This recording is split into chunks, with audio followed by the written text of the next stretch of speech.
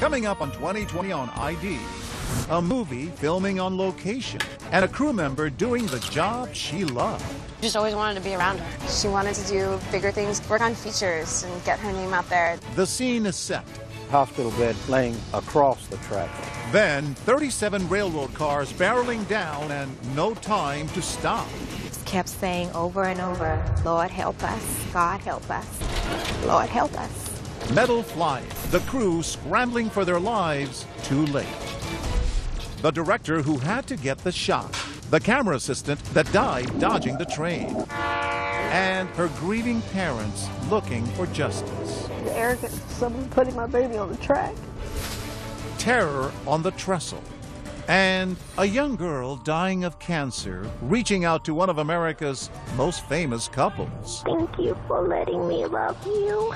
And Brad Paisley and Kimberly Williams Paisley offering emotional support. And I remember thinking, what if this is a hoax? But what if it's not a hoax? And I have a chance to help this little girl. But if it's a lie, then who is she? This person was crazy. And how many other celebrities were targets? And I vowed that night, I'm gonna find her.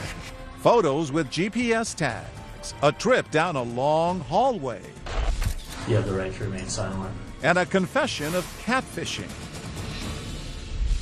Welcome to 2020 on ID. I'm John Quinones. The entertainment industry has always been marked by ambition and longing, filled with those yearning to be a part of it and those driven to make their mark. Coming up, two stories of people whose ambitions would lead them into the grip of the law. First, a director who wanted the perfect shot. But as Chris Connolly first told us in 2015, a decision he made would come with a very heavy price and cost one crew member her life. Along the muddy waters of Georgia's Altamaha River grow Spanish moss and cypress trees. And standing among them is this century-old train trestle, where, on February 20th, 2014, the movie's first scene would quickly turn into a place of real-life horror. Just kept saying over and over, Lord help us, God help us, Lord help us. Captured on this 17-second video, members of the film crew running for their lives as a locomotive bears down on them. And on that crew, this young woman, filled with bright promise, who would suffer an all but unimaginable fate for doing the job she loved. She fell in love with the camera. She was Sarah Jones. Raised in South Carolina without showbiz connections, she earned her film crew stripes during an internship in Charleston on Army Wives, as her parents Richard and Elizabeth remember. Why do you think she was drawn to the camera department? It's a challenge of it, I think.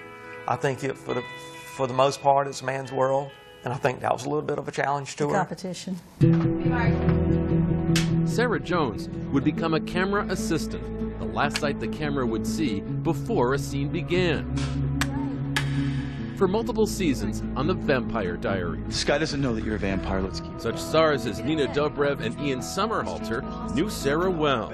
Sarah, the first time I saw her, I mean, she was literally right in front of my face. She was doing the slate. You couldn't help but notice Sarah Jones. Great. Just always wanted to be around her. She always had a smile on her face and was just the uber professional. Even on the vacations she loved, Sarah Jones liked setting up her shots just so. She always was up for anything. She wanted to do bigger things, go to new countries, work on features, and get her name out there. Rolling! Sarah took her own fateful path, taking a camera assistant gig based out of Savannah on the movie Midnight Rider. Based on a memoir by Greg Allman of the Allman Brothers, starring Oscar winner William Hurt, Midnight Rider would be an independent film, written, produced, and directed by this man, Randall Miller. Sarah mentioned to me that it is a low-budget film, and she was a little bit surprised that some of the people did not have the level of expertise that she expected.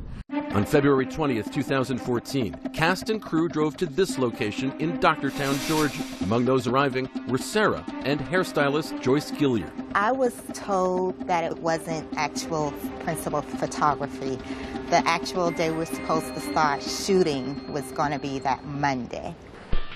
But once they got there, the crew realized Randall Miller wanted to shoot a full scene, a dream sequence in which Greg Allman, from his hospital bed, sees his late brother, guitarist Dwayne Allman, across the bridge.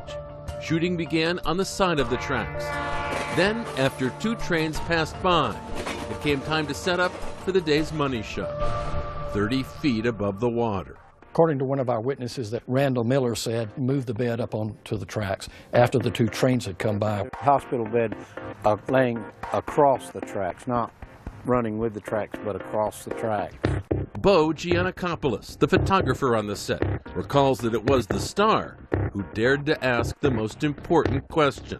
There was concern from William, and he did voice that concern. He asked if another train came, how much time would we have to get off the tracks? We would have approximately 60 seconds.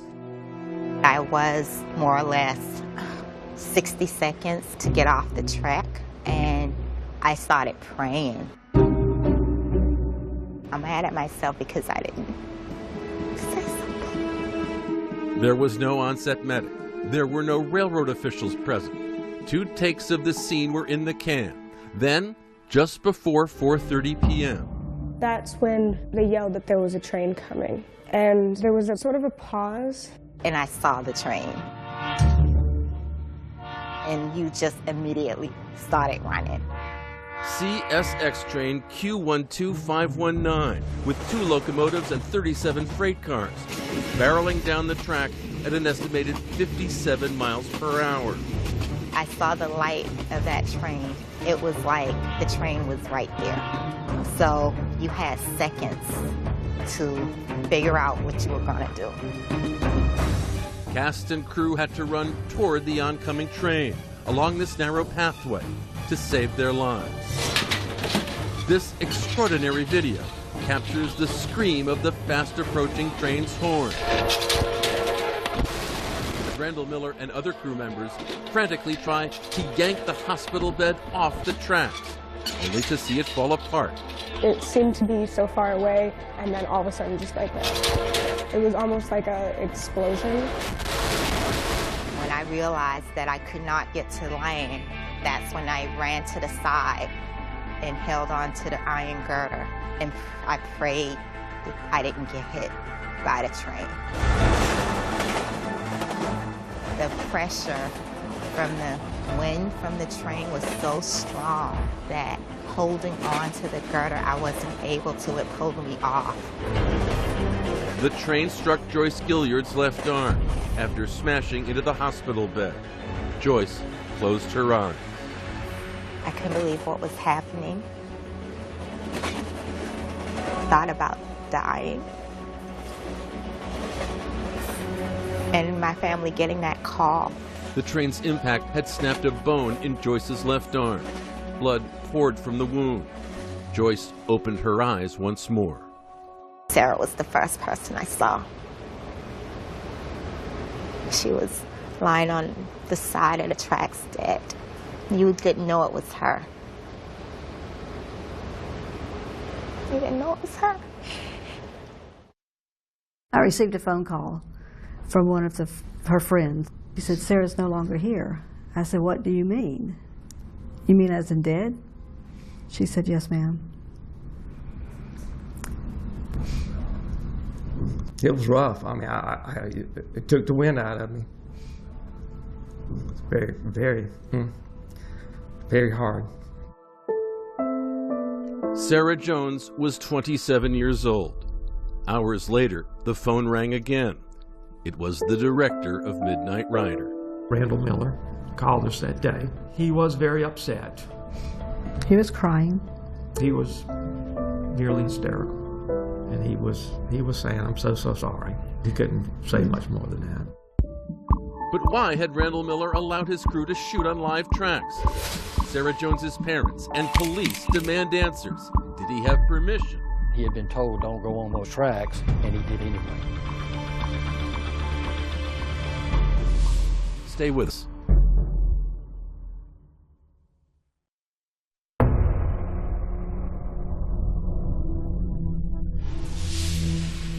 Video without sound obtained by ABC News captures the terror on the trestle during the shooting of the film Midnight Rider.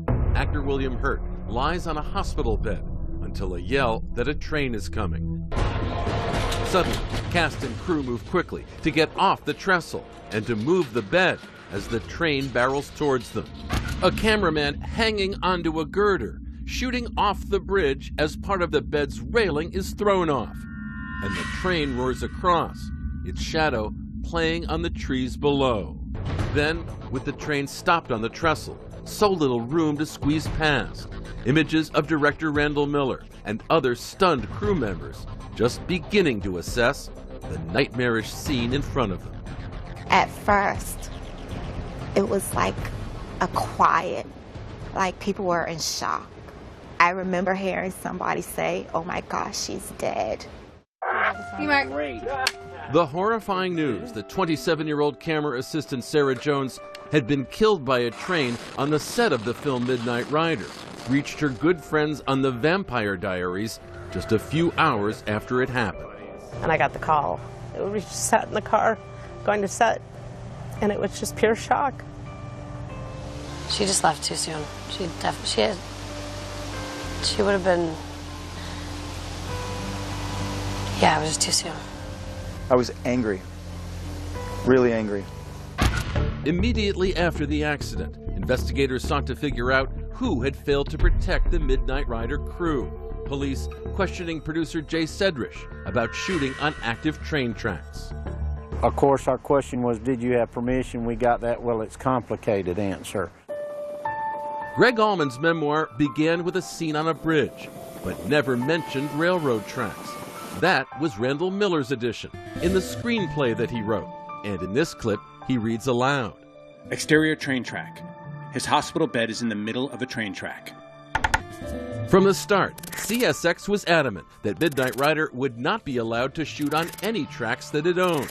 This January 27, 2014 email stating, CSX does not permit filming on our property. Later, at Miller's behest, the Midnight Rider production would specifically seek to shoot here. And in this email, sent to location manager Charlie Baxter on the morning of the shoot, a railroad representative again refuses to grant the film permission to shoot on its tracks. To me, those emails were extremely clear that they did not have permission to be on the tracks.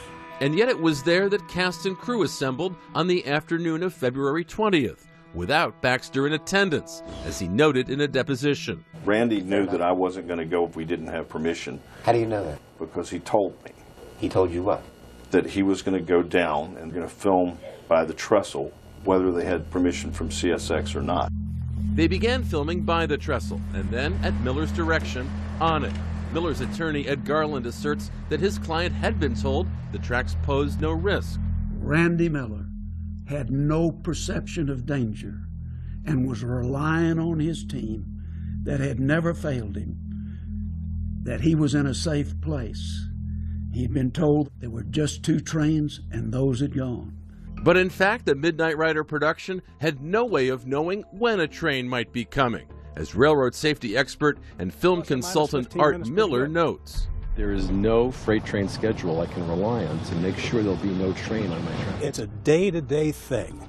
There's not such a thing as a freight train schedule that approximates what, say, a major airline might publish. Attorney Jeff Harris has filed a lawsuit on behalf of Sarah Jones's parents. And I think they said, well, you know, we don't have actual permission, but ultimately we're just going to try to steal this shot. If so, it would apparently not be the first time Randall Miller had stolen a shot. Take this subway scene from his 2013 movie CBGB, a scene he brought up in this panel discussion. We're not allowed to shoot in the New York subways. I don't know if you know that, but you're not allowed to. There were absolutely no rules against what he did, and all he did was just take a camera without a bunch of lights and film some small shots. The MTA in New York sees things differently, though, with multiple requirements for any shooting in the subway. At Midnight Rider, the consequences of pushing the limits would prove deadly. they thought they could make up their own rules. They pushed it too far. How does that make you feel, that they thought they could make up their own rules? The audacity to put someone else's life in such danger. They wanted to get the shot, so whatever it took to get the shot is what they did. The entire crew was put in a situation where we didn't know what to do, and we all had to basically run for our lives. It's true, as shown by the startling evidence taken by a camera mounted inside CSX Q12519. It shows the Midnight Rider crew racing off the bridge as the train that would need a mile of track to stop rapidly approaches the bed that's been placed across the rails. Look again and listen as the dramatic scene unfolds. 26 seconds before impact, the engineer starts to blare the horn continuously. Members of the cast and crew flee to safety. 3 seconds before impact, it's too late to get the bed off the tracks. Actors William Hurt and Wyatt Russell, along with 2 crew members, scramble to make it off the trestle. 1 second before impact, people cover their ears, clinging to the bridge for their lives. On impact, the bed becomes a deadly weapon. The train hits the bed, and the bed flies up, and apparently a portion of the hospital bed strikes Sarah and pushes her into the train. Hairstylist Joyce Gilliard suffered a compound fracture of her left arm. She's had to have a plate put in and is also suing the producers, the railroad company, and others. It's not just my arm that was hurt. I suffered such a traumatic experience seeing my coworker, friend, lose her life because of someone else's negligence. Up next, in the hot seat, in court and on video, the man at the center of the Sarah Jones tragedy, producer-director Randall Miller. Unfortunately, that's not my job. Do you know where anybody was down that track before that train accident occurred? Again, it's not my job. You didn't ask CSX. It's not my job. Stay with us.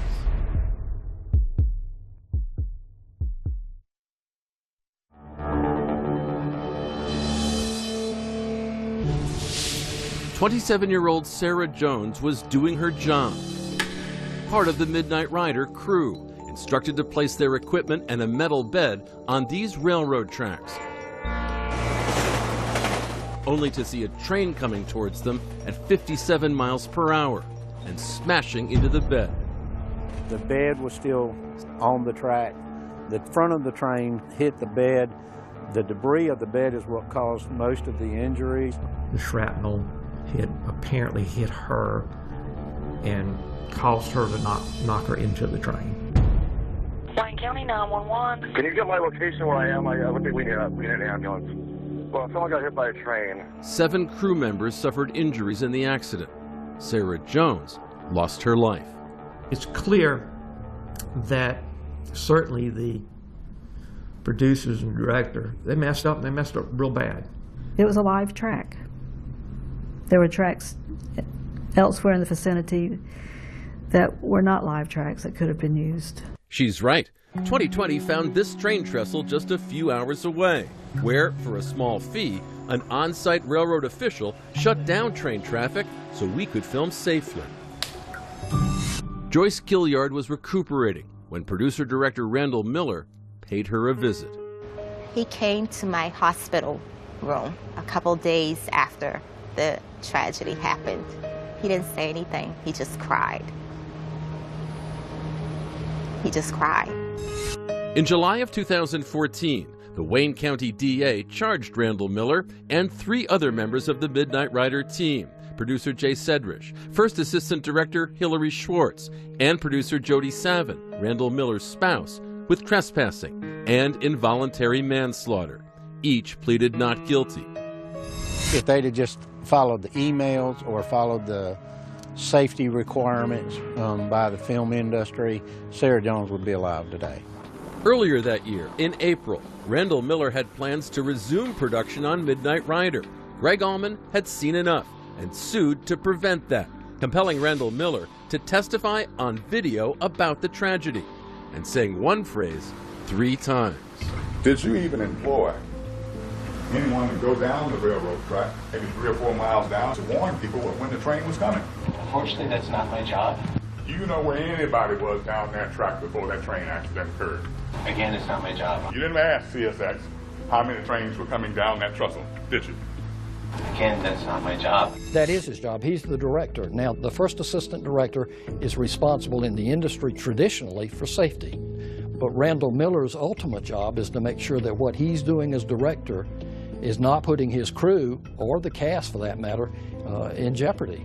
And he did not do that. I heard that if a train were to come, that at the very least we'd have 60 seconds. And you actually believe that you can get a metal bed off the track and the people off the track in 60 seconds? Well, I didn't. Yes. Those final seconds in slow motion show actor Wyatt Russell running with his guitar as a cameraman hustles towards safety, and actor William Hurt making his way to the other side of the trestle where Randall Miller had put him. You had a written permission, sir, to be on the train track. Is that what you're telling this court on your oath? We had permission from Rainier, who gave us the permission to be there. The company Rainier owned the land adjoining the tracks in the trestle bridge, but did not own the tracks themselves or the trestle bridge, where the deadly shoot occurred. Did you see a written permission from CSX to put those people on that track? That's a simple question. I did not do the permits. You didn't see any permit before you asked those people to get on the train track? I did not see the permits, no. I was in the middle of the track, and I almost died. That, at least, is true, as the end of this video shows. Randall Miller trying to move the bed and then falling onto the tracks as the train comes near, rescued just seconds from death by the woman shooting this very footage. The train seemed to be so far away, and then all of a sudden just right there. Randall fell onto the track, and so I dropped my camera and grabbed him. Randall Miller's life was saved. It was 27-year-old Sarah Jones who did die on these tracks. The people who made poor choices that day need to be held fully accountable for what they did. When we come back, a heartbreaking journey up the river with Sarah Jones's parents. And at last, justice for Sarah. Don't go away.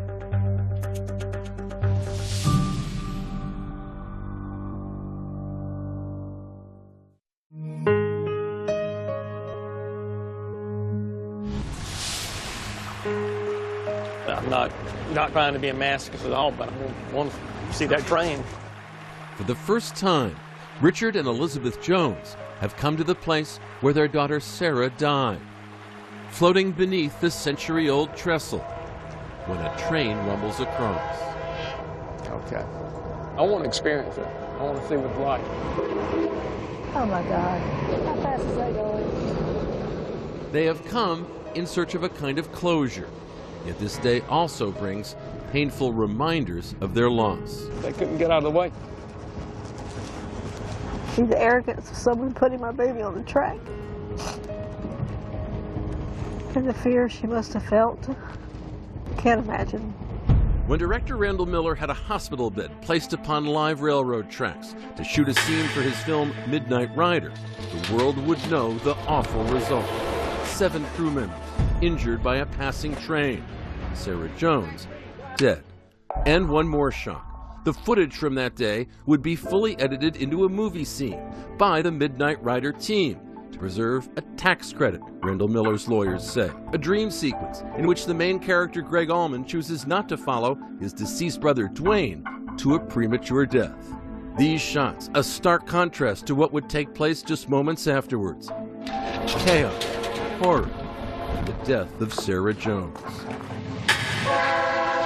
Now Hollywood awaited a bombshell trial in Jessup, Georgia, population 10,000. If convicted, Midnight Rider's writer, producer, director Randall Miller, along with 3 of his associates, stood to serve as much as 10 years in prison. Yet on March 9th, 2015, as the trial is set to begin, the story of Midnight Rider takes its final, unexpected turn. Point of counsel. Randall Miller takes a plea with the camera rolling. Will you outline the plea agreement for the defendant and for the court? The defendant will be sentenced to a 10-year term. He will serve 2 years in custody in the county jail. He will pay a fine of $20,000. And one other notable proviso. He cannot serve as a director, producer, first assistant director, or a supervisor on any film where he has a responsibility for the safety of other people for the entire 10 years. But before the judge imposes the plea bargain sentence, We would call Richard Jones, who was the father of Sarah, to the stand. poignant moments, victim impact statements from the Jones family. My dear Sarah, there's a deep sadness in my heart, a hole through the middle of my soul. A beautiful human being and a bright light source was stripped away from what I believe was rooted in selfishness. Sarah always gave you her better side, her uncontested presence of who she was, and you knew where she stood on most any subject. She was genuine, she was down to earth. Then, with some reluctance, the judge accepts the plea. The plea is knowingly, intelligently, and voluntarily made. The plea may be entered. Randall Miller becomes the first director in the history of the movies to go to jail for a death on the set. It was a very big deal because in California that they're invincible. It showed that directors and producers are in fact responsible and can be held responsible if a crew member dies. Producer Jay Sedrich and first assistant director Hilary Schwartz also plead out with no jail time. Randall Miller is taken into custody to begin serving his time, blowing a kiss to his wife, Jody Savin, who sees the charges against her dropped. It is him accepting responsibility and him standing up and saying, if a message needs to be sent, I am willing to be the one. Because in the last analysis, I didn't make sure that everything was working right. I believe it sends a message, frankly, that if you do not respect those that you're in charge of, that you may end up behind bars. Randall Miller declined to speak with 2020, but in the statement, he said he pled guilty in part out of respect for the Jones family and to not put them through a difficult trial. I am heartbroken over this. Sarah Jones' death galvanized members of the filmmaking community, who vowed to again make safety the top priority. Never again let someone's daughter die. We are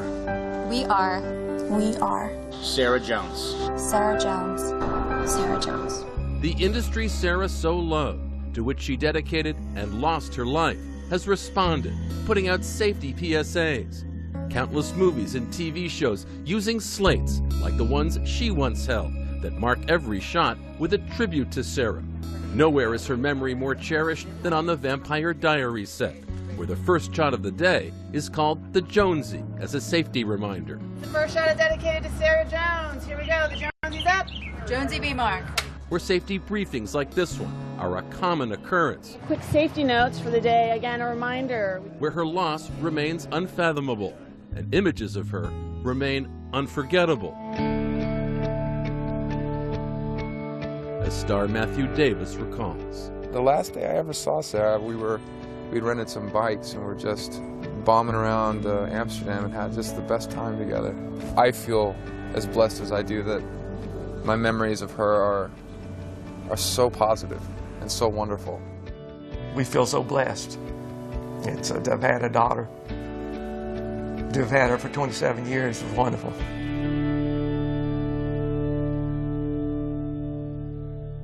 Sarah Jones's parents have formed a foundation in her honor to promote safety on film sets. The civil lawsuit they filed against Randall Miller and others involved in the production was later settled. Joyce Gilliard dropped her lawsuit against Miller, but as of 2016, her case against CSX remains open. Gilliard is once again working as a hairstylist in the film industry and keeps in touch with the Jones family. And on many television sets, the Jonesie shot is still being done at the start of each day. Up next, a child in trouble. I just wanted to say thank you for letting me love you. But is it real? There's no way that's not real. How can that not be real? A celebrity scam that shook several stars to the core. I felt so violated and scared. It's sort of like emotional terrorism. Stay with us.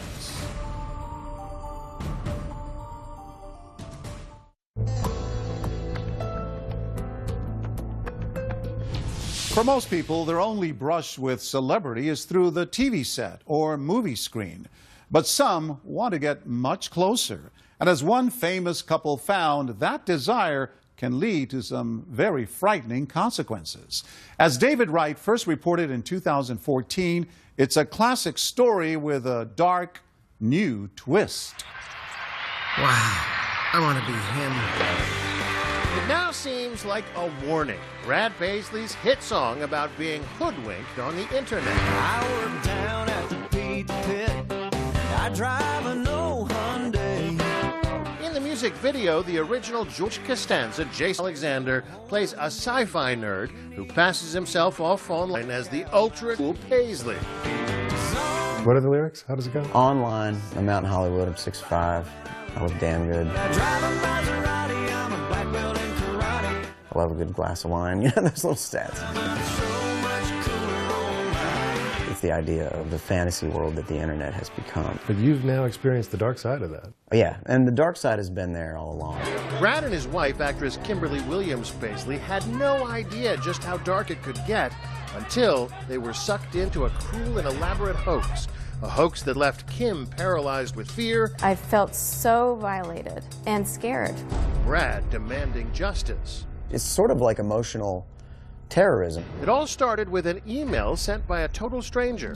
One of thousands of emails, but this one stood out. From a mother with her daughter's dying wish. She was 8 years old and had neuroblastoma, and had seen a movie of mine called The Christmas Shoes. Said that her daughter had found great hope and inspiration from this movie.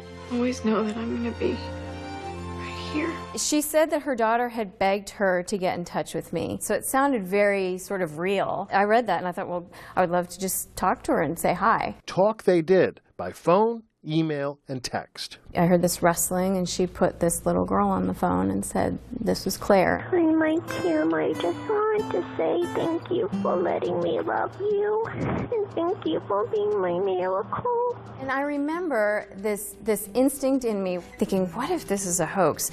But it was so quickly trumped by an overwhelming feeling, what if it's not a hoax? And I have a chance to help this little girl. She explained how easy it was to get hooked. It was totally plausible to me, yeah. They weren't saying, can you send money?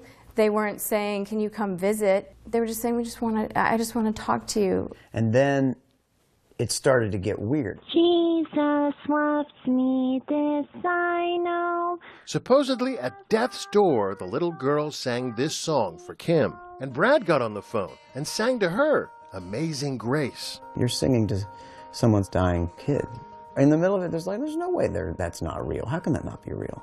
And right when they're hooked, the hammer drops. They get the call they're now dreading. Little Claire is dead.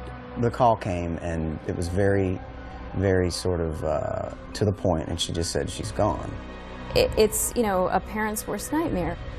And my wife started bawling. She hit my softest spot. Like, as a mother, you know, wanting my kids to be okay. Hi, it's just Carrie. The calls continued, got even more outlandish. I also wanted to know if there's a version of your husband singing Amazing Grace. I could use that for the service. Check out this message detailing plans for the funeral. Oh, and if it was okay to put your picture in the casket like she had requested. And I hope you have a really good weekend. And thank you for everything. Bye-bye. Almost immediately, the story started to unravel. I said, where can I send flowers for the funeral? And she didn't have an address for it. She said, oh, don't. Just send a donation to your local children's hospital. And I mean, I had like a physical reaction. Every red flag went up. And I remember just looking at people around me. Who is it? How many people were involved in this scam? And are they right here? Are they watching me right now? You were worried they might be a threat to you. Yes. This person was crazy. I watched my wife buckle when she realized this wasn't a real girl. You know, and I vowed that, and I said, I'm going to find her. I'm going to find her, and I'm going to make sure that this person is not able to do this. What the Paisleys didn't know at the time is that this deception was even bigger than they had imagined. A host of celebrities had been scammed too, among them Natalie Grant, Melissa Gilbert, Kate Gosselin, and even some of the Dallas Cowboys cheerleaders. For a time, they all thought it was real.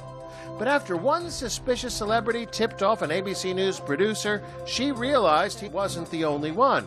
Alyssa Litoff started comparing notes with all of the victims, finding in each case the hoaxer used almost the exact same MO as with the Paisleys. A gospel singer named Carmen Hope Thomas. It is stage 4 neuroblastoma, basically the exact same thing that was written to Natalie Grant. We've confirmed at least a dozen people. And Kate Gosselin actually dedicated an episode of her show? Yes, on the screen it said, "In loving memory of Hope." Another of producers emailed Kate Gosselin when put 2 and 2 together. When I received your email, I yelled out loud. I mean, I said, "Oh my gosh." Melissa Gilbert of Little House on the Prairie tweeted us and said she was a victim too. But that's not all. It soon became clear the hoaxer wasn't just talking to celebrities. She was seeking out cancer victims as well, stealing their photos and stories. We went to meet one family, the Thomases of Tiffin, Ohio. Their daughter, Christy, died in 2006 of SWAT neuroblastoma.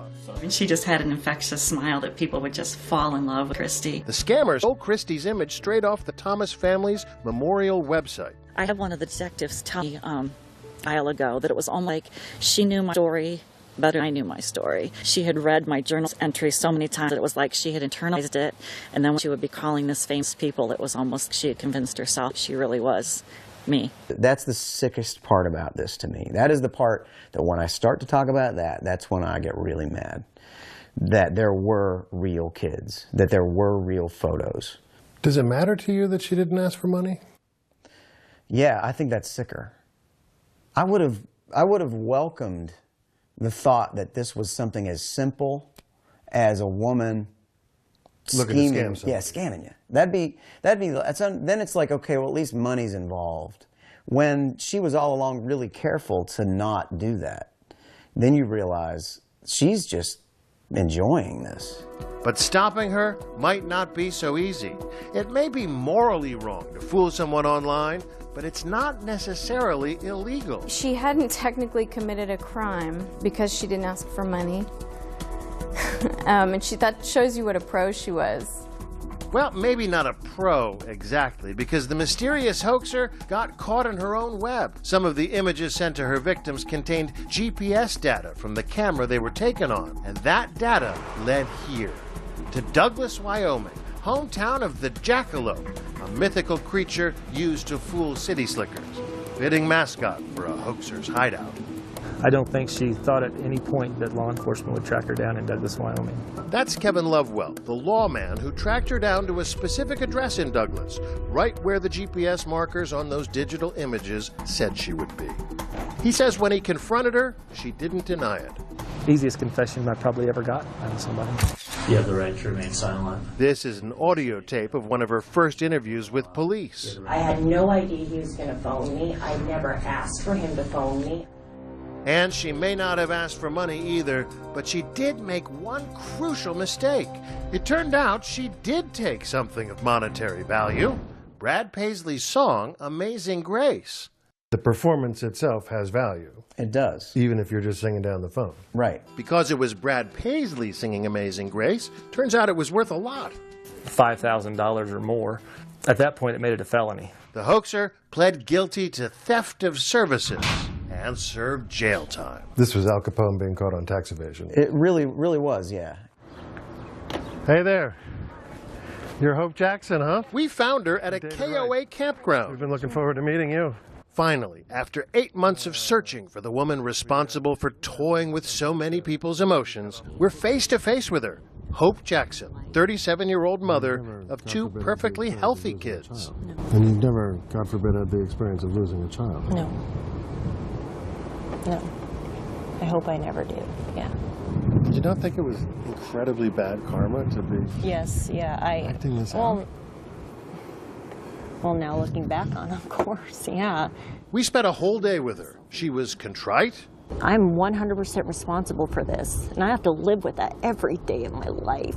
Philosophical. I just hope this brings some sort of healing. And broke down in tears again and again. Horrible, shameful, I hurt, I'm wrong. We confronted her with an email she wrote Angela Thomas, promising she would stop using Christy's picture. I hope to learn how to be a better person and mother. I don't expect forgiveness. I just wanted to say how sorry I am, and I will not be using your photos ever again or anyone else's. Thank you for your time. And you sent that? Mm-hmm. But it was after you sent that that you first contacted Kim and Brad. Right.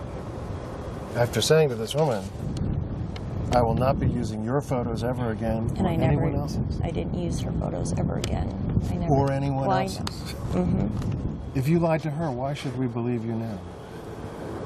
I'm not asking you to believe me because, like I said, it's my actions are going to speak louder than my words are. Now she's out on probation. And I'm horribly sorry, you know, for all those people that I hurt. Hope Jackson told us for her, money was never the object. What did you get out of it? Just that moment of being special, and that's all it was. And a voice on the other end of the phone. yeah. Have you really stopped? Yeah, 100%. The Paisleys are willing to give her the benefit of the doubt. I hope that the people around her will encourage her to get help. I root for her to be a case study that never does it again. But they feel the law needs to be changed. Let's work on that as a society. Let's make it illegal to use someone's child's photo for something that they aren't allowing you to use it for. You know? And then her laugh will come back to me. So. Angela Thomas, whose real picture was stolen, says she's worried those lies could make people like Paisleys think twice about being compassionate. The next little girl does want to have Brad Paisley sing to them. I hope haven't had their hearts hardened. The Paisleys insist that's not going to happen. But next time, probably bear in mind Brad's slightly jaded hit song. So much cooler online. So much cooler online. Hope Jackson's probation is scheduled to end in 2018. Until then, she's not allowed to use the internet or social media. She continues to express her regrets for what she did